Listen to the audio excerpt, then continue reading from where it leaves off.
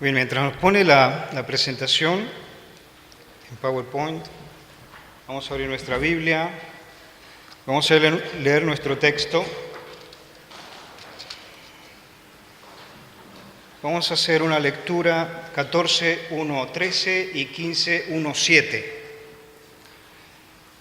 Y escribe así Pablo a los Romanos, escribe: recibid al débil en la fe, pero no para contender sobre opiniones, porque uno cree que se ha de comer de todo, otro que es débil come legumbres.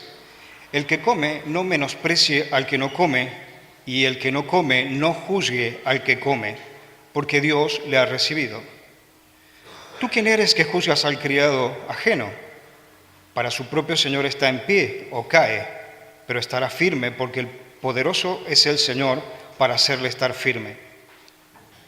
Uno hace diferencia entre día, otro juzga iguales todos los días, cada uno esté plenamente convencido en su propia mente.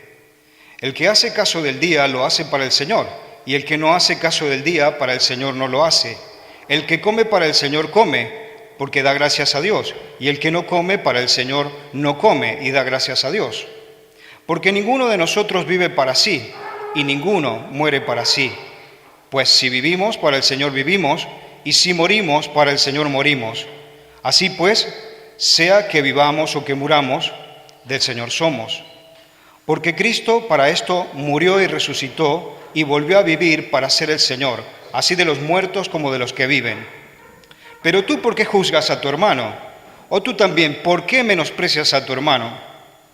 Porque todos compareceremos ante el tribunal de Cristo, porque escrito está: vivo yo, dice el Señor, que ante mí se doblará toda rodilla y toda lengua confesará a Dios. De manera que cada uno de nosotros dará a Dios cuenta de sí. Así que ya no juzguemos más a los unos a los otros, sino más bien decidid no poner tropiezo u ocasión de caer al hermano. Saltamos al 15, del 1 al 7. Así que los que somos fuertes debemos soportar las flaquezas de los débiles y no agradarnos a nosotros mismos. Cada uno de nosotros agrade a su prójimo en lo que es bueno para edificación. Porque ni aun Cristo se agradó a sí mismo, antes bien, como está escrito: los vituperios de los que te vituperaban cayeron sobre mí.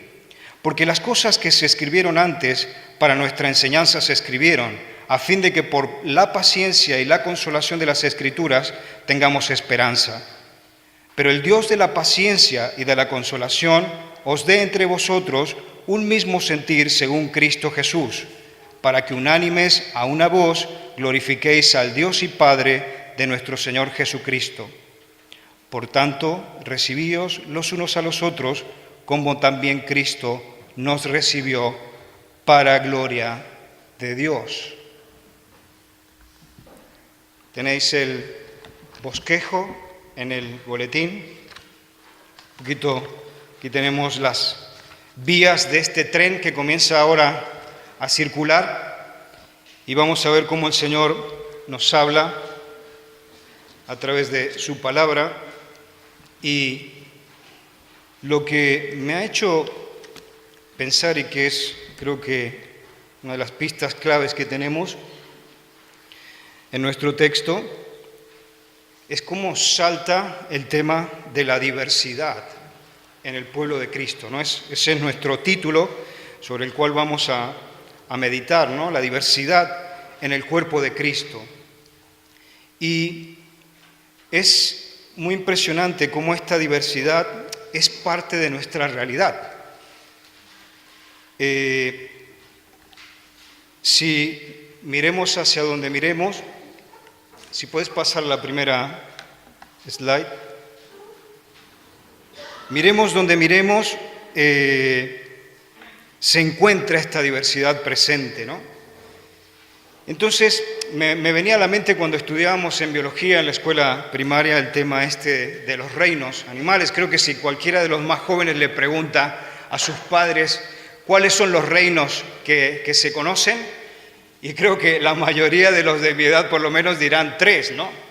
El reino animal, el reino vegetal, se decía que era el reino de los minerales también, pero me he sorprendido, estudiando esta semana este tema, cómo a fecha de hoy esto se ha agrandado muchísimo. Hoy en día se nos habla de que tenemos dos superreinos, ¿no? Que son eucariota y procariota, que son, bueno, uno de ellos, este procariota, es el reino de todos esos seres que tienen células sin núcleo, y después tenemos el eucariota, que engloba todos los seres que tienen células con núcleo. Y entonces hay un catálogo de la vida que se llama así, y colaboran unos 3.000 científicos, y entonces han hecho una clasificación de todos los seres que han podido observar, y nos hablan de 1,8 millones de especies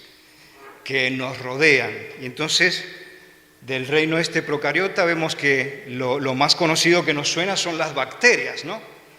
Y bueno, en el eucariota están las plantas, los hongos, los animales. Creo que esto lo comento por una cuestión de lo que estamos diciendo, ¿no? La diversidad es parte de toda la realidad que nos circunda. Toda la creación está impregnada de este sello de diversidad. Y para nosotros los creacionistas, los que creemos que de la Escritura surge un diseño, ¿no? Nos habla de un diseño, nos habla de un creador que es el Dios de la Escritura, es algo simple, porque como dice el refrán, ¿no? O sea, de tal palo, tal astilla, dice el refrán, ¿no? Entonces, de tal creador, de tal diseñador, tal creación.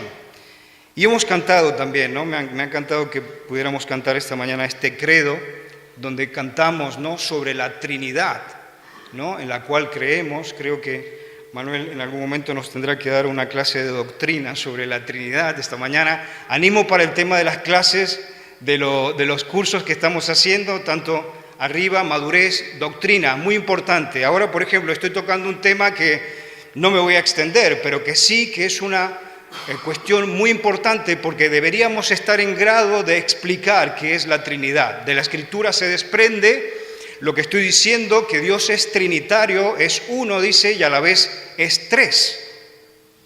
¿Y cómo es esto? Y lo que nos decía Manuel en la clase de esta mañana, ¿no? Eso tendríamos que ser capaces de explicarlo en modo razonable, que será difícil, ya lo veremos. Pero la Escritura dice que tenemos un Padre, como cantábamos, tenemos al Hijo de Dios viviente, que es el Señor Jesucristo, tenemos al Espíritu Santo, es un ser trinitario, diverso en sí mismo. Y es muy importante también, un poco conectando con la clase de doctrina esta mañana, que entendamos estos puntos de nuestra identidad en la fe, porque, por ejemplo, hay otras religiones, inclusive ahora se habla mucho del ecumenismo, ¿no? Tengan mucho cuidado con el ecumenismo, porque hay algunos que andan diciendo, bueno, hay un solo Dios y todas las religiones nos van a llevar a ese Dios. Cuidado, por ejemplo, el Corán no habla de que Alá es trinitario, y para ellos, por ejemplo, es una blasfemia pensar que Jesús sea Dios, sea el Hijo de Dios. Para ellos solamente Jesús es un profeta que ha venido y que guay, que le digas que es el Hijo de Alá. Por lo tanto, esa doctrina que estamos hablando, ¿no? de la Trinidad, si vemos la próxima, me gustó mucho ver este cuadro, no se ve muy bien, la foto que conseguí no es muy buena, es un cuadro de Goya, que allí por 1772 le encargaron de hacer un fresco para una basílica y él pintó este cuadro, y el cuadro tiene un título que dice La adoración al nombre de Dios. Y me llamaba la atención cómo él expresó, ¿no? en su idea toda la creación. Vemos allí, ¿no? los hombres, vemos ángeles, vemos algunos animales que se ven por allí, pero la noción que él tenía de Trinidad la plantea con este triángulo y este tetragrama del pueblo de Israel, ¿no? Interesante, Goya, cómo se imaginó la Trinidad, ¿no? Pero como digo, el Señor en sí es trinitario, hay unas sinergias en Él que son impresionantes, ¿no? Porque, por ejemplo, decimos, ¿no? Uno de los atributos de nuestro Dios, el Dios de la Escritura, es el amor, ¿no? Y entonces cómo es esto. Y es posible que nosotros lo entendamos inclusive por esa sinergia que hay entre el Padre, el Hijo y el Espíritu Santo. Por ejemplo, en el caso, como comentaba recién, del Corán, el atributo del amor para Alá no es tan preponderante. Lo es más, por ejemplo, su poder, su potencia, pero no tanto el tema del amor. Entonces, como decimos, esta diversidad que impregna toda la creación es porque nuestro Dios es diverso. Y venimos entonces ya ahora a nuestro texto, donde Pablo nos está hablando de que en la iglesia de Cristo, en el pueblo de los discípulos de Cristo, encontramos una gran diversidad. Y si nos miramos los unos con los otros, realmente lo podemos ver y trasudamos de diversidad. Distintos trasfondos, nacionalidades, contextos culturales, diversidad. ¿Qué pasa? Que el Señor, como veíamos un poco ahí esos reinos, ¿no? Nos da un ADN único a cada uno de nosotros, venimos a formar parte de la familia de Dios con ese ADN y cada uno traemos nuestros criterios, nuestras opiniones diferentes, pero como vamos a ir viendo, el reto que nos plantea la Escritura, nos plantea el Señor, es que como Él oró en Juan 17, ¿no? O sea, el objetivo que tiene Dios es que seamos uno. Pero tenemos este elemento de la diversidad que tenemos que hacer las cuentas con él. Y creo que cuando vamos avanzando sobre este tema de la diversidad debemos ser sinceros delante de Dios y que a veces nuestra identidad está tan fuerte que nos cuesta, ¿no?, a nosotros ceder nuestros criterios, nos cuesta ceder en nuestras opiniones y estaríamos dispuestos a defenderlas a capa y espada.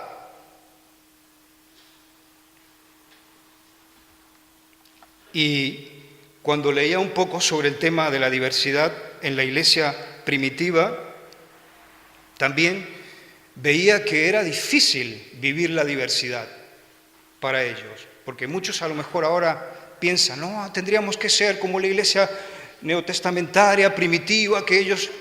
Pero había muchos conflictos por esta cuestión de la diversidad. Creo que es interesante, ¿no?, repasar, por ejemplo, que Pablo escribió a los Corintios porque la congregación estaba a punto de desplomarse por las tensiones que había internamente allí en la iglesia local. Había facciones que favorecían a Pablo, otras que se ponían de lado con Pedro y con Apolos, en la primera de Corintios, ¿no? Y los debates teológicos estaban allí, haciendo que todo estuviera candente, ¿no? En otras iglesias también, Alejandro el Calderero se oponía contra Pablo. En 2 de Timoteo lo podemos ver. Himeneo y Fileto, que también mencionaba en otra predicación Manuel, ¿no?, que socavaron la fe de los creyentes en muchas iglesias, ¿no? 1 y 2 de Timoteo. Inclusive me impresionó recordar este hecho de cuando Pablo tiene esa discusión con Bernabé, y que los termina alejando al punto de ya que no los vemos colaborar más prácticamente, porque cada uno tenía sus opiniones, tenían sus posiciones, y entonces las diferencias nos llevan a esa división, ¿no? Y entonces aquí Pablo reconoce que los romanos están lidiando con esta situación, se ha enterado por medio de noticias que le han llegado, porque él todavía no había podido viajar allí a Roma, pero seguramente que le habían traído información, y entonces él sabe que como en otras iglesias el tema de la comida, el tema del cumplimiento del calendario y todo esto está generando una tensión fuerte allí en la iglesia local de Roma. Y entonces, como hemos leído, ¿no?, inmediatamente él se centra, ¿no?, en este problema que están teniendo, que es la comida y los días festivos. Y de inmediato comienza a plantearnos que hay dos grupos, dos facciones, unos que son los débiles en la fe y otros que son los fuertes en la fe, nos ha dicho Pablo aquí.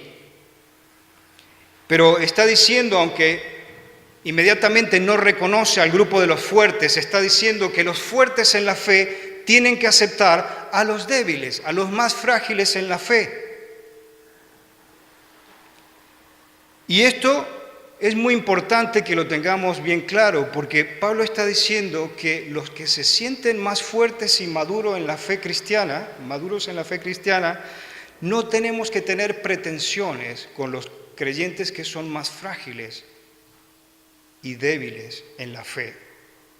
Entonces, si tú sientes que sí, que estás a un nivel de madurez como cristiano, te invito a que pensemos esta exhortación que nos está diciendo, ¿no?, Pablo aquí, que no tenemos que tener expectativas muy altas de la gente y tampoco sobrecargar con cuestiones que a lo mejor pueden ser ideas propias de cada uno de nosotros que queremos poner en las espaldas de los creyentes más frágiles.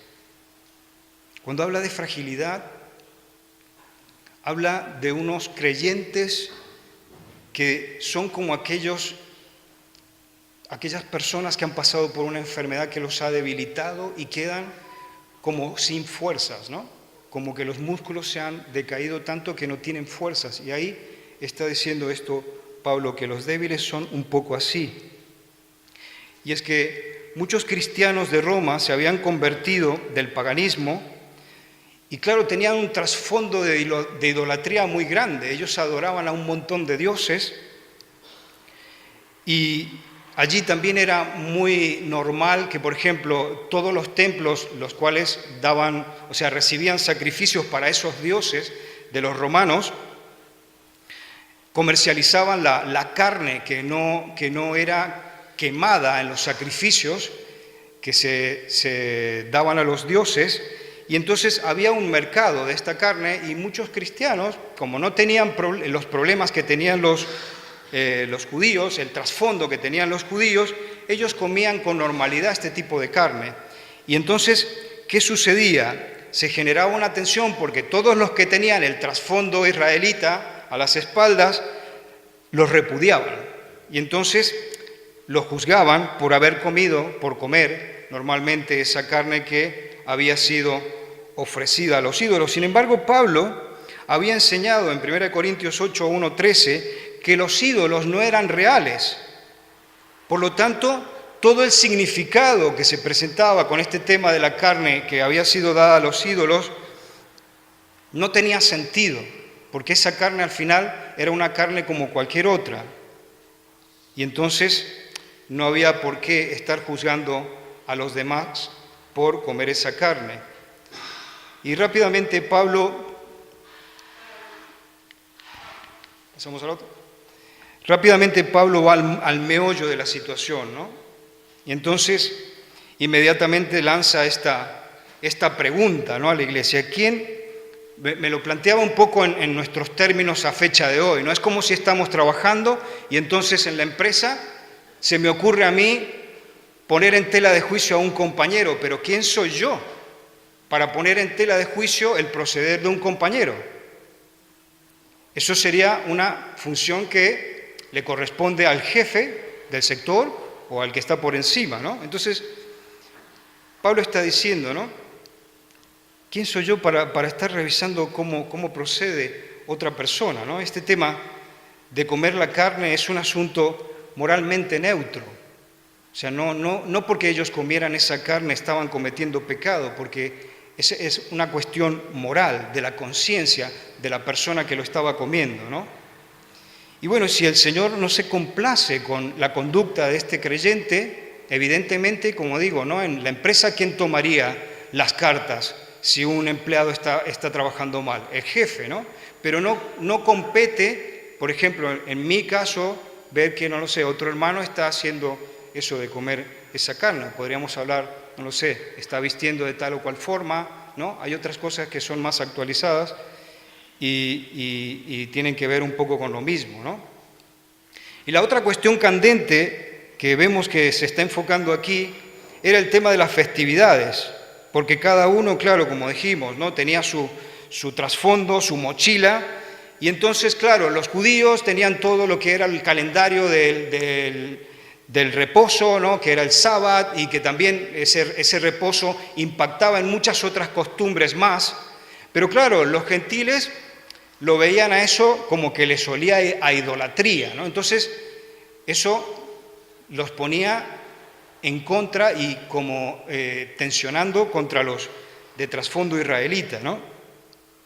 Y claro, imaginemos a todos estos creyentes que venían del judaísmo. Claro, para ellos era muy importante el tema de seguir cumpliendo con esas tradiciones. Pero los otros no lo podían ni siquiera entender. De la otra parte también, los que venían de trasfondo gentil también cumplían un montón de festividades, porque tenían un montón de dioses y le dedicaban también los días con distintos tipos de fiestas. Algunas eran muy feas y otras no lo eran. Pero el punto que estamos tratando es que ¿es beneficiosa la observación de unas fiestas? Por ejemplo, nosotros a fecha actual también nos podríamos plantear, ¿no? ¿Es beneficioso que nosotros tengamos un descanso? Efectivamente, el Señor, vemos que en la Escritura se propuso un día para descansar y vemos que es bueno. Pero con el nuevo pacto, ¿qué ha sucedido? Hemos sido liberados de lo que sería un cumplimiento del tipo religioso de un día de este tipo. Entonces, ya todo pasa a ser una cuestión de conciencia de cada uno de los creyentes, de que tú puedes observar el día domingo, por ejemplo, nosotros observamos el día domingo de descanso como para el Señor, ¿no? Y disfrutamos y venimos aquí y estamos juntos y descansamos en el Señor, ¿no? Pero también, por ejemplo, puede darse que te toque trabajar un día domingo y hoy en día muchos tienen esa situación de que no pueden faltar al trabajo. ¿Qué vamos a hacer? ¿Vamos a machacar al hermano que tiene que ir a trabajar un día domingo? No podríamos hacerlo, al menos no sería bíblico, porque ya eso es una cuestión de conciencia, de moralidad personal y de una cuestión muy íntima entre el Señor y el creyente. Y entonces vuelve a surgir luego, ¿no?, la pregunta, ¿tú quién eres que juzgas al criado ajeno? ¿Quiénes somos nosotros para estar juzgando a los demás? Y allí tenemos otro punto que creo que es muy importante que nos centremos, ¿no? Es que es vital que nosotros nos concentremos en nuestro propio camino. Pablo nos está diciendo que tenemos que tratar de suavizar todo este tipo de restricciones que surgen a veces de unos creyentes hacia otros, ¿no? Y tener en cuenta de que el Señor, un poco como estamos diciendo, ¿no?, es el que ha hecho una obra a través de su Hijo, el Señor Jesucristo, ha enviado a su Espíritu Santo para que comience a aplicar toda esa obra en la gente. Y el Señor poco a poco va transformando la conciencia de la gente. Y es una obra que es competencia de nuestro Dios. Poco a poco el Señor va forjando la mentalidad de Cristo en los creyentes y también poco a poco nosotros lo tenemos que ir reconociendo. A veces llegan a la iglesia personas que vienen perdidos, sin la guía del Espíritu están, como no, a los tumbos, dando vuelta de aquí a allá, pero cuando el Espíritu Santo sintoniza con ellos, entonces su conciencia comienza a reorientarse. Y los deseos personales, si tenían una moralidad invertida, la ignorancia, todo eso comienza a cambiar, un poco como cuando llega la primavera, ¿no? Es hermoso también porque pensando en esa idea, me ha tocado vivir, por ejemplo, en varios lugares y es hermoso cómo llega la primavera en Florida, es hermoso cómo llega la primavera en Milán, cómo llega en Mendoza, cómo llega aquí, es hermoso. Entonces, cuando el Señor llega a nuestras vidas, es hermoso igual, aunque los lugares son como distintos, ¿no? Todo esto es una obra que está haciendo el Señor. Él es el encargado de ir renovando nuestra mente. No somos nosotros que tenemos que estar poniendo, como decía, ¿no?, cargas y peso en los creyentes, especialmente si nos consideramos de ser creyentes más maduros, más fuertes, ¿no?, en la fe. Tengo ahí una slide que es la próxima, creo. Porque tú mismo lo vas a analizar ahora con el Señor allí donde estás y piensa, ¿estás maduro en la fe? ¿Estás fuerte en la fe? Entonces, lo que está diciendo Pablo aquí es que tenemos que aceptar a los que están más débiles en la fe. Y Jesús, quien ha hecho la obra de redención, es quien va guiando a todo su pueblo para que vayamos todos juntos madurando en su presencia, en su persona. A veces llegan creyentes nuevos a la iglesia y de inmediato, ¿no?, intentamos decirle: no fumes, no te vistas de esta manera, no hagas esto, no hagas lo otro. Y yo no digo que no sean cambios correctos que la persona tiene que hacer y que la misma persona será la beneficiaria de hacer ese tipo de cambio de hábitos en su vida.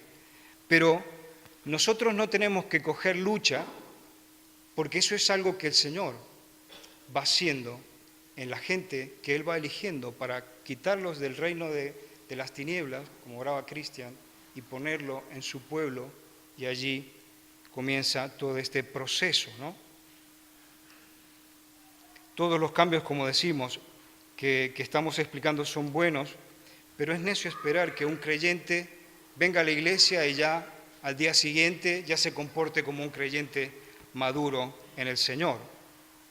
Y al final todo eso será un proceso que el Señor hará internamente, allí en el fondo del corazón de la persona, y cuando esta persona se alinee con el Señor, sintonice, como decíamos, con el Espíritu de Cristo, allí solo vendrá a cumplir ese estilo de vida cristiano que todos esperan, porque al final la Biblia dice, ¿no?, que toda la creación espera y gime para que los hijos de Dios se manifiesten, ¿no?, en el mundo. ¿Por qué juzgas a tu hermano? ¿Por qué menosprecias a tu hermano? Volverá a decir luego. Y allí, claro, las palabras que usa en el original son muy fuertes, porque está diciendo como que cuando nosotros tenemos esa actitud estamos despreciando, estamos discriminando a otra persona. Está bien que no perdemos de vista que tenemos una responsabilidad los unos con los otros, ¿no? Como cuando el Señor preguntó a Caín: ¿dónde está tu hermano Abel? No estamos negando de que no tengamos que tener una responsabilidad los unos con los otros, pero de ahí a juzgar el caminar de los hermanos no es correcto. Aquí lo que se está hablando, inclusive también hay otro ejemplo que es muy bueno, cuando Pablo aconseja a la iglesia de Corinto que tienen que quitar a un creyente que se había puesto en concubinato con la esposa de su padre. Y entonces Pablo allí ha recomendado a la iglesia que lo tienen que quitar, porque eso es algo que está muy mal. Y entonces, no obstante, lo que se dice en ese caso es que se lo quite por un tiempo hasta que el creyente se restaure, ¿no? Pero, ¿qué se está tratando de hacer allí? Se está tratando de proteger a esa congregación de problemas más profundos que puede acarrear toda esta situación, ¿no? Se quería proteger la integridad de la congregación. Hay una acción enérgica, pero aquí estamos hablando de otro juicio más negativo, ¿no?, más peyorativo del otro. Y se habla también como que es algo cruel, ¿no?, cuando estamos allí juzgando a los demás en ese caso, por la comida o por el tema de los días de descanso, ¿no? Creo que pese a cualquier diferencia que pueda haber entre nosotros, como decía un poco en la introducción, ¿no?, cada uno de nosotros tiene el trasfondo que trae, pero al final Pablo nos está poniendo, ¿no?, en un momento ante el tribunal de Dios, porque al final todos, dice Pablo, y parafrasea, ¿no?, este texto de Isaías 45, 23, dice: vivo yo, dice el Señor, que ante mí se doblará toda rodilla, y es ese el tribunal ante el cual todos daremos cuentas, pero los hermanos no pueden venir a rendir cuenta delante de los propios hermanos, ¿no?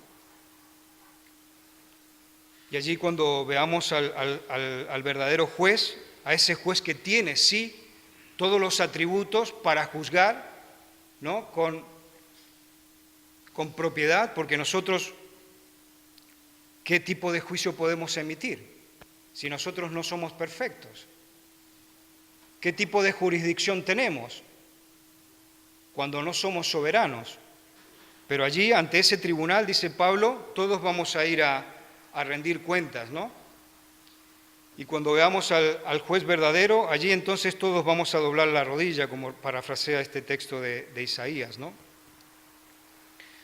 Yo creo que la enseñanza de Pablo la podemos resumir en una frase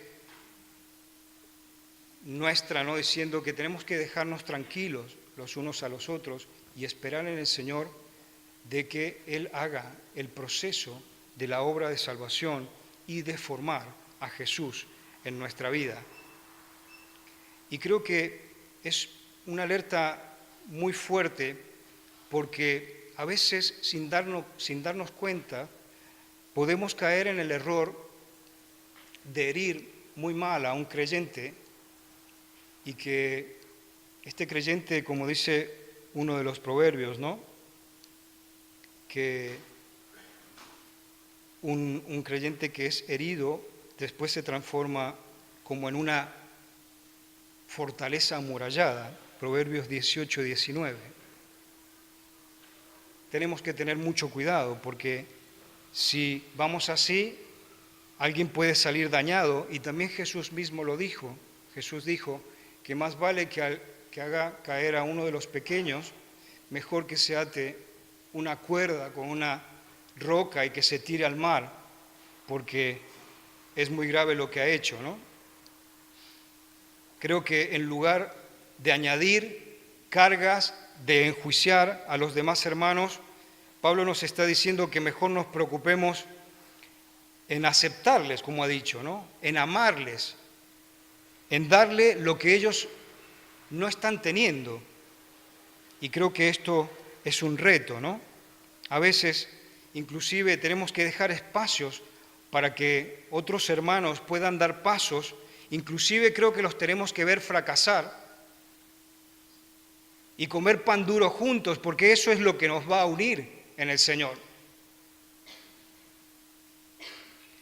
Me gusta mucho una ilustración que si vemos la próxima, que usa Swindoll, uno de los comentarios que estaba leyendo. Él habla de este señor Philippe Petit, que en el 74, una mañana, después de haber preparado durante varios años en Nueva York, decidió hacer un poco esta hazaña, que es caminar en esta cuerda floja en las Torres Gemelas de Nueva York. Y bueno, fue una hazaña bastante peligrosa porque no se puso ningún tipo de dispositivo de seguridad. Y Swindoll lo compara un poco con lo que estamos hablando, ¿no? Como estos creyentes fuertes que están caminando sobre esta cuerda que sería la libertad en Cristo. Inclusive este hombre hasta se dio unas vueltas allí arriba de esa cuerda. Después cuando terminó vino la policía, lo llevaron preso y todo eso, ¿no? Pero bueno, hace poco hicieron también una película sobre este personaje. Pero Swindoll dice que el creyente que se cree maduro en la fe es como que va caminando por esta cuerda de la libertad, porque allí también este acróbata estaba experimentando toda la adrenalina de sentirse allí libre, ¿no? Como lo estaba experimentando. Pero creo que es importante que, como él lleva allí esa barra, ¿no?, estabilizadora, de equilibrio, que nosotros podamos llevar una barra igual. Si somos creyentes que nos sentimos libres en el Señor y estamos transitando por esta cuerda así, tenemos que llevar muy bien asida esta barra de equilibrio, pero que tiene que tener dos contrapesos en cada punta. Uno, el amor, y el otro, el dominio propio. Y ninguno de los dos se puede mover más arriba que el otro, porque si no, el problema es que podemos caer. Como decía, ¿no? Creo que la alerta para nosotros es importante debido a que cada paso que damos es algo que puede impactar a otro creyente y herirlo. Y es muy fácil, como les pasaba a ellos, como leíamos, ¿no?, que se centraban en este tema de las comidas o en el tema de las fiestas, y nosotros también muy fácilmente podemos caer en cosas similares, ¿no? ¿Qué música escuchas?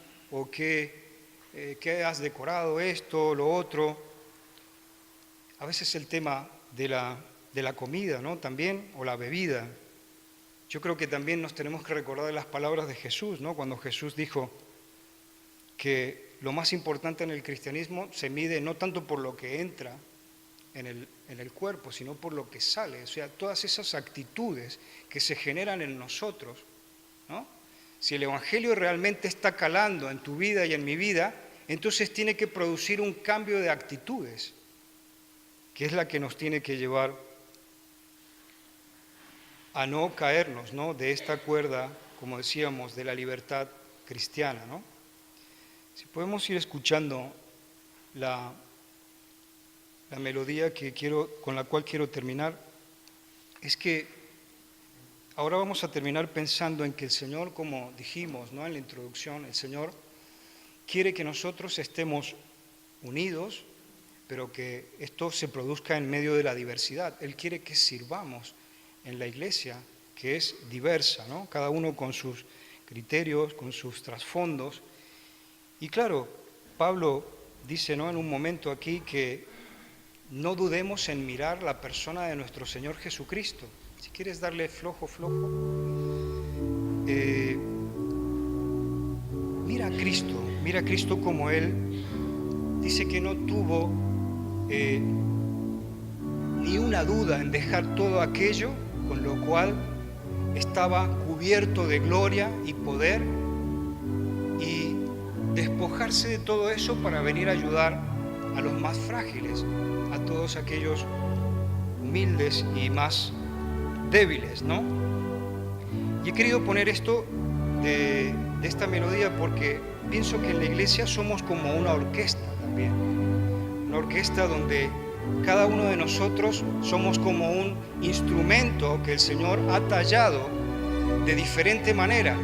Me gusta mucho este de Pachelbel, porque es una melodía preciosa, pero me imaginaba, ¿qué sería escuchar Pachelbel solamente tocado con unos violines?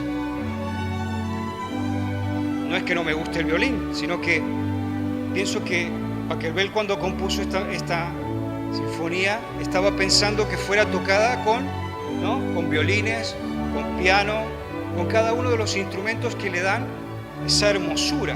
En este caso sentimos una armonía, sentimos algo realmente precioso, que es lo que Pablo nos está diciendo aquí. Nosotros como Iglesia de Cristo estamos tocando la partitura de Dios, la obra de salvación en Cristo. Y todos tenemos que sonar, a pesar de nuestra diversidad, al unísono. Y tenemos que, como dice Pablo aquí, ¿no?, en el verso 7, por tanto recibíos los unos a los otros, como también Cristo nos recibió para la gloria de Dios. Te dejo para que termines escuchando esta melodía, que pienses un poquito sobre lo que hemos hablado, y ahora seguiremos adorando al Señor con la cena del Señor.